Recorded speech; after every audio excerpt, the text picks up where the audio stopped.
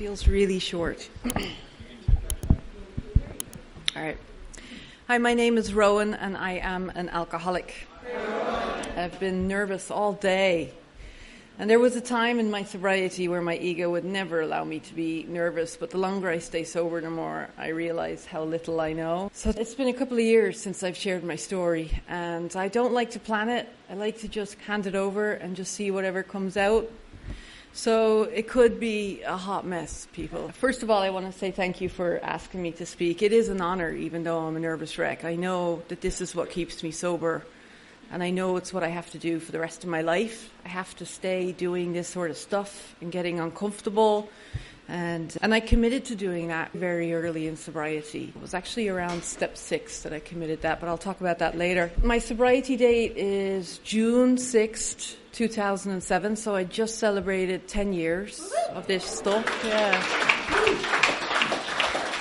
I remember having a couple of weeks. I remember having 24 hours. Actually, no, I don't remember having 24 hours because the first 90 days were quite blurry. But I remember being in early sobriety and looking at people with 10 years and it was the most unattainable thing I'd ever seen. I was just, maybe for you guys, but not for this alcoholic. And I really believed that. I really believed that there was just no way I would make it to 10 years, and here I am. A little bit about me. I grew up, you might notice a little tiny bit of an accent. It's faded a lot over the years. I was born in Dublin, Ireland, on Easter Sunday, 1971.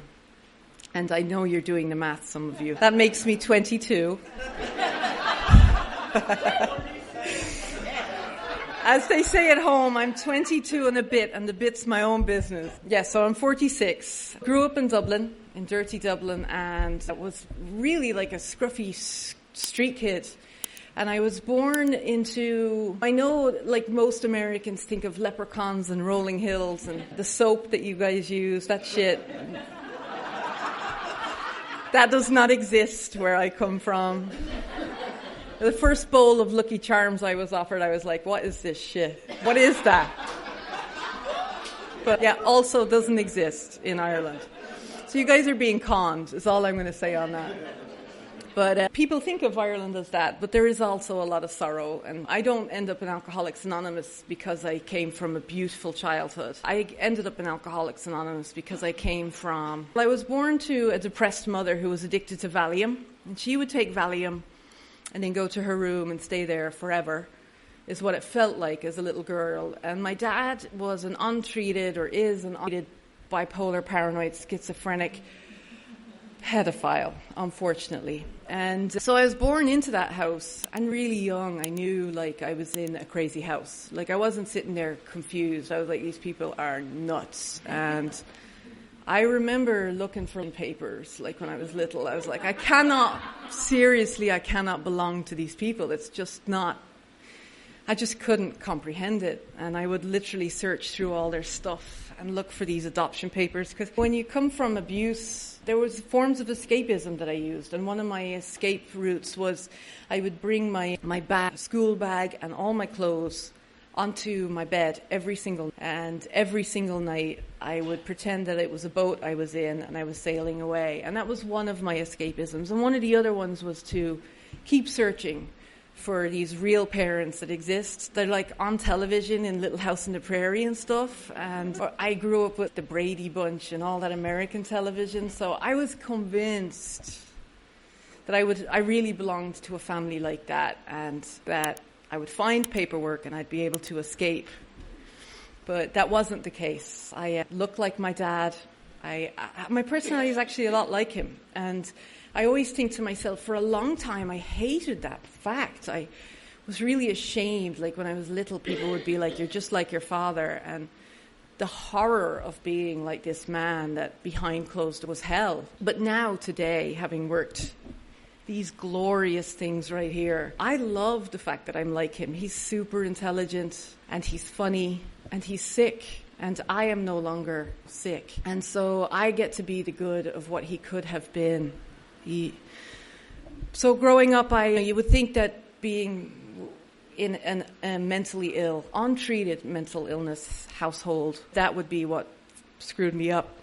But being raised Mormon in Dublin, Ireland,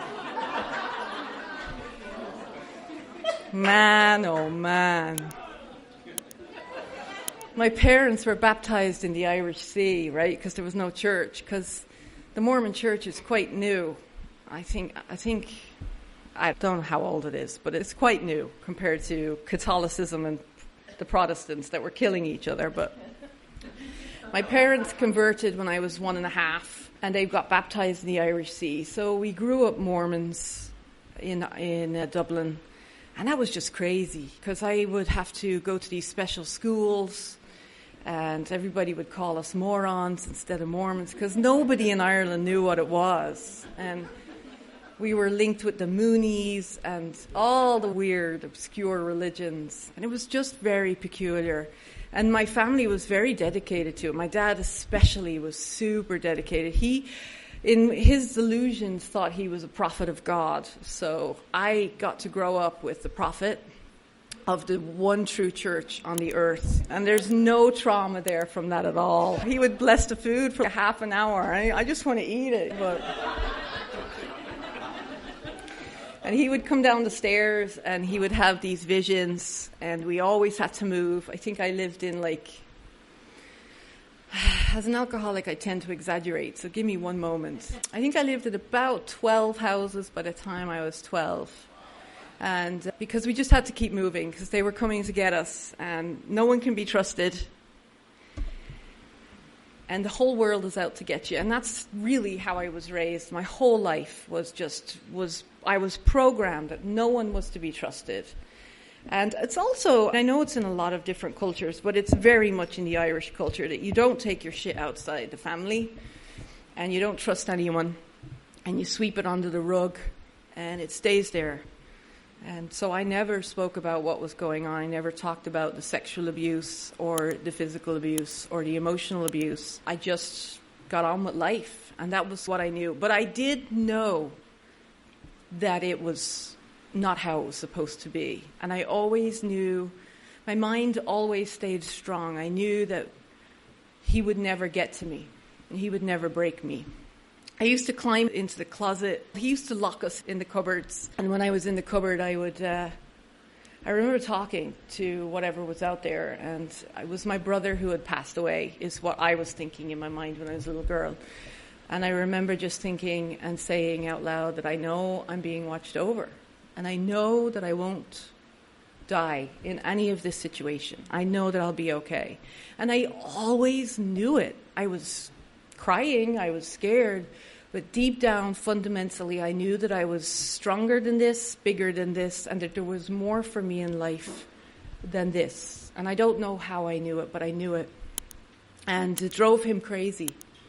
It drove him nuts that I would just stare him right in the eyes and just have no real fear of what, as the man who was supposed to be watching over me, I would look at him like, shame on you, kind of thing, from the earliest age, and it drove him nuts, tormented him. And as a result, I got the brunt of the stick, but that's okay. My mother, I don't know if you guys know, but there is no divorce in Ireland until 1997. It was against the law.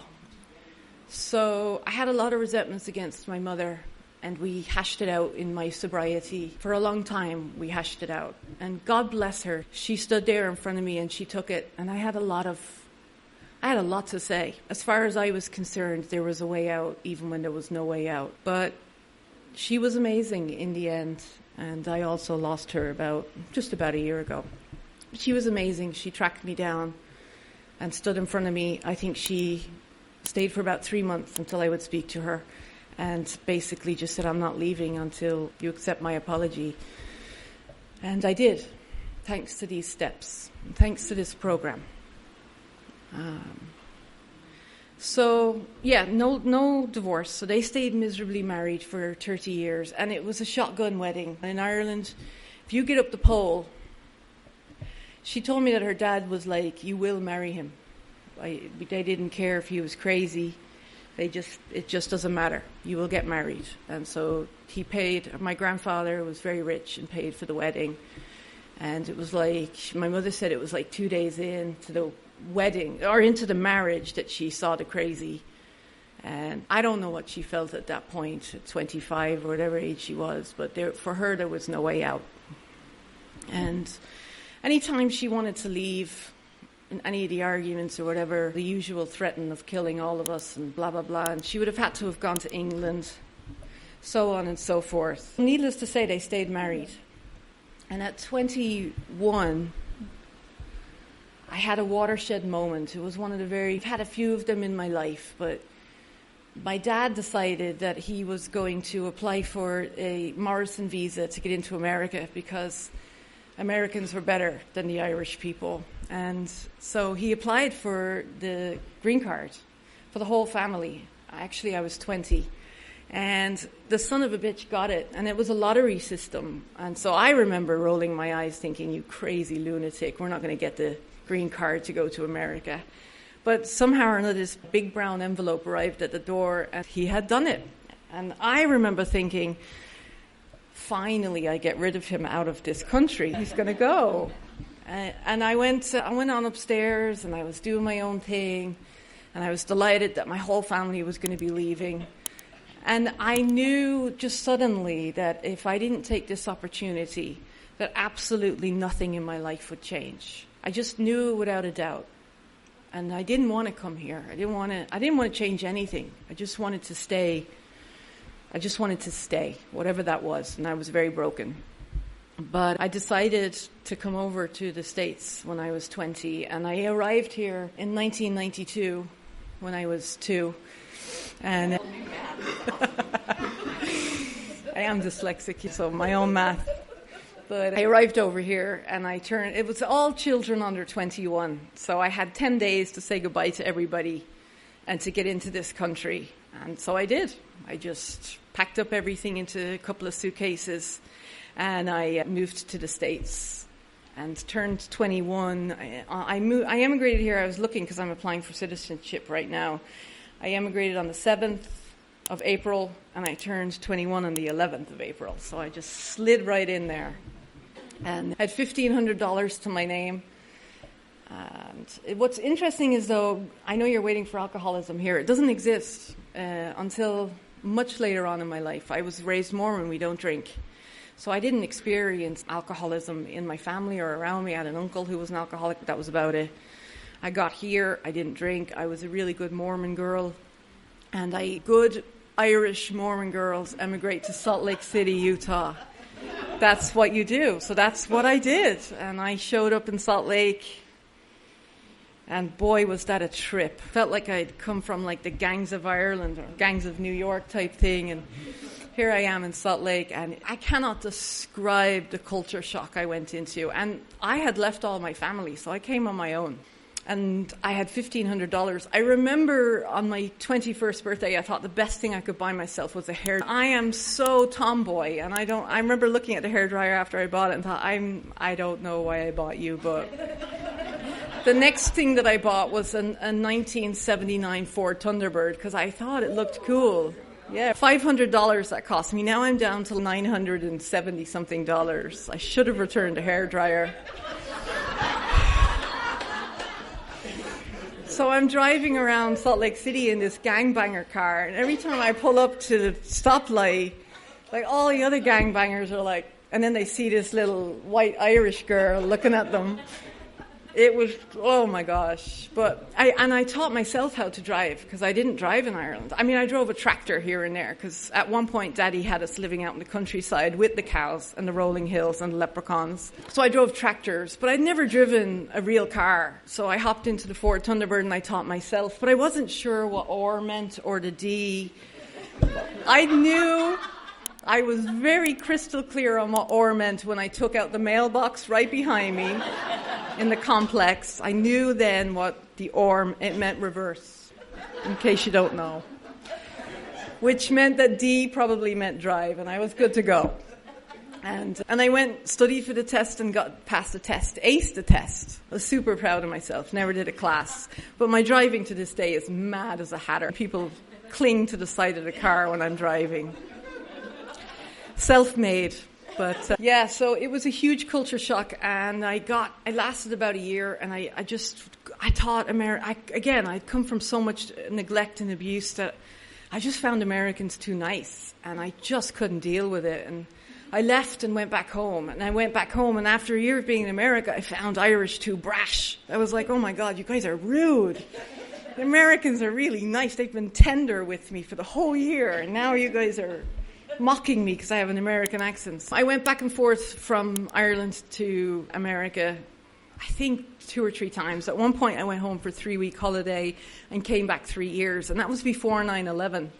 So you could actually do something like that. Now they know everything about everything. But before then, they would look at the monitor, because you're not supposed to leave for more than 6 months on a green card.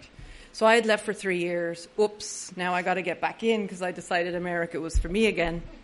And they're standing there looking at the monitor. I'll never forget it, in JFK. And he's like, how long have you been out of the country? And I'm like, 3 weeks. And he looks at the monitor, pretending he's seeing something, and he's welcome home. And I'm like, oh, thank God. I had no return ticket. The ticket, I told him I'd lost. It was just ridiculous, the lies I had to tell. But I got back in. And what's interesting is that I was 335 pounds. And this is where my story varies a little for people who are in Alcoholics Anonymous. I was 335 pounds, and I ate instead of drank. And I decided I had gotten this swanky job in Dublin. I talked my way into every job, but my brokenness stayed with me, and I would find these great jobs, and I would sit in them, and I would not know how to do them, and I had no self-esteem. And I was 335 pounds, and I was sitting there, and it was the next watershed moment in my life. And I thought to myself, if I don't go back to America and do something about this weight, my life will never change. And I knew I was textbook abuse, went into the refrigerator at 10 and never left. And I flew back into the States, got through JFK, telling them I had been there for 3 weeks, and I had the gastric bypass surgery probably about 3 months later. I went back to an old company, and they had great insurance, so I got the gastric bypass when it was super uncool for $500. And I lost, I want to say 130 pounds in 9 months. And back then now they make you go to a therapist and this and that and the other. Back then it was just like, we're going to cut you open, you're going to eat the size of an egg. That's it. And I started drinking alcoholically 2 weeks after I had the surgery. I had also discovered that I wasn't a good Mormon girl, and that I really was a lesbian. And so I had come out, and I had gastric bypass surgery like all in the same week. And so I had arrived. I'm going to be this skinny bitch that So I was back in Salt Lake. And I don't know if you guys know, but it's full of gay people. It's like they're all trapped in Salt Lake City. But I found the bar scene, and I'd never done any of this. And I just shed myself of all Mormonism and took off the funny underwear and put the Salt Lake Temple behind me, and off I went. And I went into the bar scene, and I was losing all this weight, and I was having a grand old time. And when you have the gastric, you can drink 5 drinks, be absolutely wasted, eat 7 peanuts, sober up. It's miraculous. It is literally miraculous. It's like the clouds have opened. I know people would tell me they take Coke to go on lunch. No, I didn't need this. 7 peanuts, sober as a judge, and then half an hour later I'd drink again. And I did not realize that it is equivalent to you normal people with normal stomachs drinking. That's 2 nights in a row of drinking in one night. And so I would do that 4 or 5 times in one evening. I'd drive people over to the next party, and then I'd drink more, and I'd eat my peanuts, and so on and so forth. So I've drank 7 days in a row in one evening, apparently, but I didn't know that. So within 6 months, I was a full-blown alcoholic, like unemployed. I had still had the job, but I remember walking along the wall to hold myself up while I got to the time clock. And I knew my days were numbered in the company. I'd gone from number 1, like nationwide, to people just shaking their head when I would come in. And I'm sure you can all relate to that, right? It's just so humiliating. And I would go, I just couldn't stop drinking. It was just instantaneous. I'd gotten into my very first relationship, and I barely remember any of it. Like, barely remember the person. I see her on Facebook now. I remember some good times, but I barely remember the entire relationship. And I just took people hostage. I didn't know any other way. I didn't know how to love people, and I didn't know how to stop drinking. And that was just who I had become, and it was just so overnight. And I really believed I was going to be something special.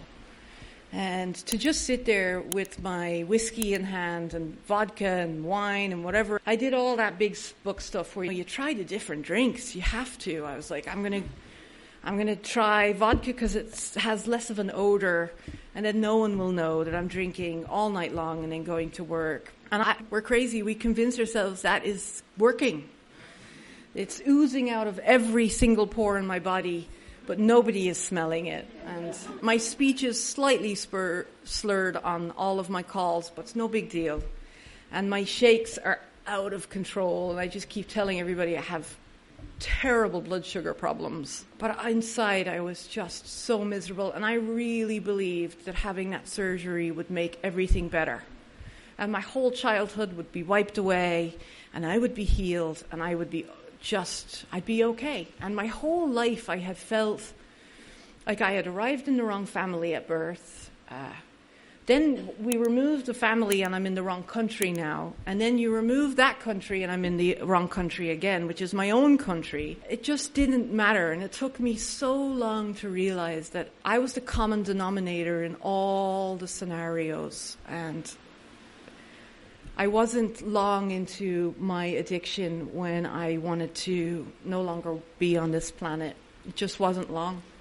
And I really wished that I wouldn't wake up every morning. And I know that you guys in this room know that incomprehensible demoralization that we feel and the loneliness, I just have no words for it.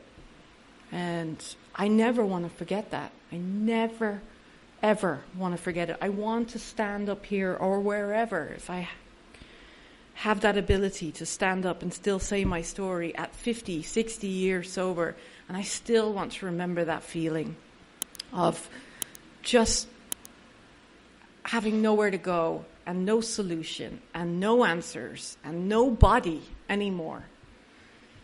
I went into treatment in Florida. They flew me from Salt Lake to Florida to get sober, and I went into treatment, and I was like a rock star. I'd gotten the drink out of me, and the personality had come back, and it was a 28-day program, and I managed to do a rehab romance, and we were going to get married, and I guess it was going to be on the invitation. We met in treatment in Florida. It was not pretty, and I really thought that would cure me too. I could have recovery and I could have love, and even though I was to go get a sponsor, I just didn't take it seriously, and I certainly didn't take this program seriously. My father had taught me that the only reason people need 12 steps is because they're idiots, and they need guidance because they have weak minds. And that was my belief system. So when they carted me in the white bus to AA meetings, I would literally sit down the back and be like, these people, wowzer, look at these people. This is how I thought. Delusions of grandeur out the yin-yang. I wasn't mean like my dad, but boy, did I get his ego. And I'm thankful that I'm not an unkind person. I have my flaws. The heart of me is really good. I got a lot of my mother, thank God. But I sat in AA for those meetings, and I would not succumb to this program at all. I had taken years to get away from a cult, and I wasn't entering another one. So I would sit in the AA meetings, and I would pretend that I was paying attention, but really I was here having none of it. And so I got out of the treatment center, and I went on drinking, of course, because until you surrender to this disease, it keeps you. I was convinced that I was strong enough to emigrate to the States by myself. I did not need God. I didn't need any of this spiritual shenanigans you guys were talking about. And I wasn't going to... It took a lot. It took institutions. It took lots of ER trips and 911 calls and jail. And in fact, that's where I met Winona. I was doing service in the jail out here. But my jail stint was in Florida. But I never want to forget that when I was drunk, I did not know what was going to happen. I would look out the window some mornings and just hope that my car was there. I drove drunk. In fact, I was convinced that I could drive better when I was drunk. And people would try to hide the keys from me. And I literally was convinced that I was fine and I could drive just fine. And thank God I didn't kill anyone. But that's just one of the many blessings. I had... The rehab romance lasted 7 months, and I drained her bank account. I'm not going to lie. I drained her bank account. I drained her child's college fund. I think that's what we spent. I think that's what we drank. And she left. The bank account became empty, and she left. And I was sitting in this apartment. I was about 2 weeks away from being homeless. I rang my mother in Ireland every time I would get drunk, or every other time, I don't really remember. But I would ring her and I would berate her in my drunkenness about her being the reason I'm like this. And I had no solution, and I was just utterly shattered. And so I was sitting on the bed one of the days. I had tried to stop drinking. Do you ever do this? You pour the vodka down the sink, and then you literally want to go down the sink and suck it back up. What have I done? When I used to eat, it was the muffins. I'd throw them in the trash. 10 minutes later, I'm like, in the trash, muffins out. It was the same with the vodka. I would be like down the garbage disposal, if I could, sucking that vodka back out. But I always when I would get drunk, tomorrow I'm going to quit. My body was full of alcohol, and I knew that tomorrow was the day I was going to quit. And the next morning, that thought would never even cross my mind. I would be at the liquor store before they're even open. And so that one night I was there, and I finally the tears came down my cheeks, and I cried out, whatever's out there, please help me. And I never drank again. And that is my story. And I got up the next morning, I started the detox process, and I went to AA meetings. I sat there and I listened. And in Florida, they're old school. I've never heard the saying here, but they tell you to take the cotton out of your mouth and or out of your ears and put it in your mouth. And I did. And literally up until you have 9 months, you just shut up and listen. And I listened. And I got a sponsor. And the thought of working the 12 steps was just murderous. But I was out of options. I was out of options. I had nowhere to turn. My mother had stopped answering the calls in Ireland. She told me that I'm just waiting for the call. I'm just waiting for the call that you're gone. And she was brokenhearted. And so I had no options. It just had to come to that for me. And to trust another human being with all of the stuff you have to do in the 12 steps, I wasn't sure I'd be able to do it, but I figured I'd just start with that first one. And I knew I had admitted I was an alcoholic pretty quickly because I'm clever. And I thought, if I admit I'm an alcoholic, then people will leave me the hell alone. They're like, I know I have a drinking problem. Bugger off. And it worked for a long time. So step one was easy for me. When I sat down with the sponsor, I was like, yes, I have a problem. Duh. And so I wasn't one that was haggling about maybe. No, it was messy. But step two and the whole spiritual part was going to be a big pill for me to swallow. So I just faked it a little bit until I discovered that I could be an agnostic in recovery and that I could have my own recovery as long as I had something greater than myself. But it's funny, when I worked with a sponsor, I was so full of ego that I warned her that she may fall in love with me and that she should keep herself together. It was terrible. That she was gay, but still, oh my God. I cringe to this day when I think about it.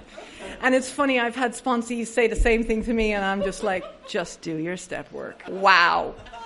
And yeah, so I was convinced that if I had her fall in love with me, by warning her she was going to, I wouldn't have to work steps, and we would just eat dinner and drive around and have a grand old time.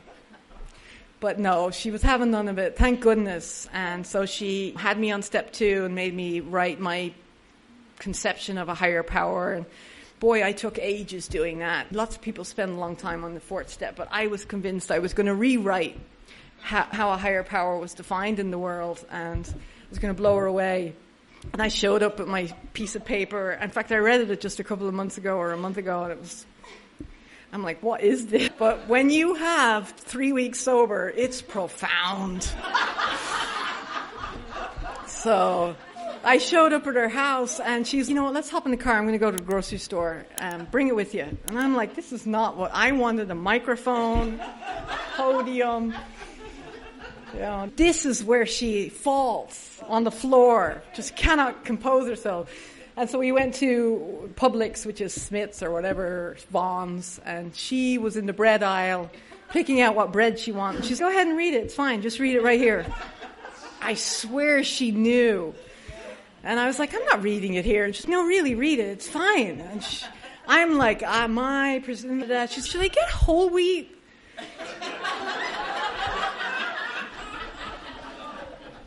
I was like, I'm going to get drunk tonight, and it's going to be your fault. That's what's going to happen on this one. And I left there. I was disgusted.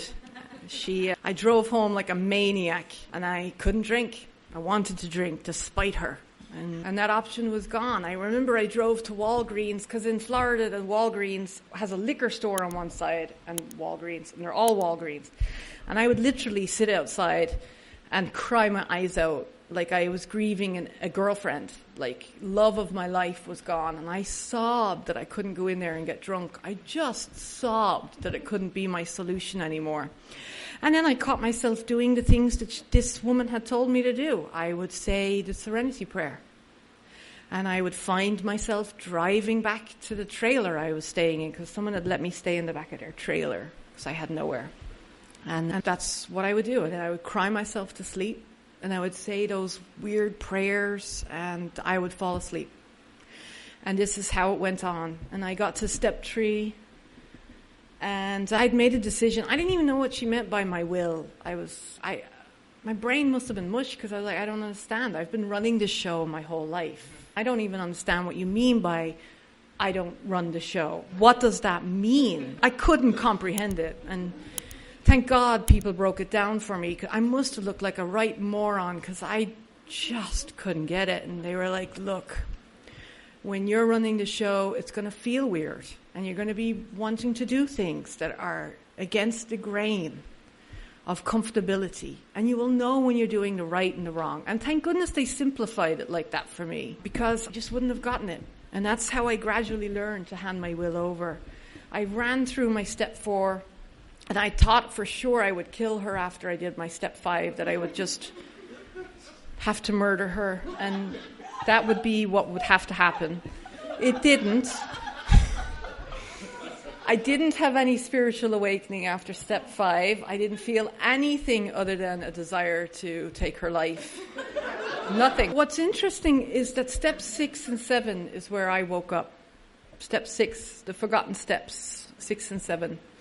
In fact, Bill W. didn't even have them in the original steps. And he went to his pastor, I think, and the pastor was like, what are these? What's this? You need to put more spirituality into your steps and your program. And he did. And step 6 and 7 were born. And step 6 and 7 is where I felt I could change. That I didn't have to be a product of my childhood. That I didn't have to stay broken forever. And I read step 6 and 7 in the 12 and 12. And I was terrified of changing, but a part of me realized this is that moment where I get to live and be that person I thought I was going to be. And I had thought that it was going to be famous and in the movies and the this and the that. But in that moment, laying in my bed, reading 6 and 7, I realized that it's just going to be living a simple life. It's going to be getting up every day and doing an inside job of changing who I am. And I come from a stubborn man, so I'm going to try not be stubborn. I come from defiance, so I'm going to try not to do that. I come from paranoia, so I'm going to try to just trust. And that's what 6 and 7 did for me. And it was a beautiful thing. And at about 9 months, I started to feel good feelings, not just hell. And I had cravings for the first 9 months. I made a list of the persons. I wasn't afraid to be saying sorry. I was ready to start saying I'm sorry. I started to realize that wasn't me. And this was going to be me, this new person. So I made my amends. I try my best every day to continue to take a personal inventory and to say sorry quickly. I took a wee while in AA, and then at about 3 years, I had my heart broken because I didn't know how to do relationships. I was fine with friendships. I was fine with service. I was fine with all the AA members and work and all of that. But put me in love and oh my God. Woo! So I had to step away from AA. I didn't step away, but I simultaneously worked the CODA program. And so that helped me with the relationships part. And I've never looked back from that. I love working both of those programs. It is my number one, though, because I'm an alcoholic before I'm anything else. And if I don't keep the drink out of my hand, then I'm doomed. Over the years, I've discovered my higher power. And I know that there is something watching over me. I feel that my life has a purpose. I don't feel that it's supposed to be grand anymore. I love that I can turn it over. And I still try to run the show. There are certainly trigger things that make me want to control things.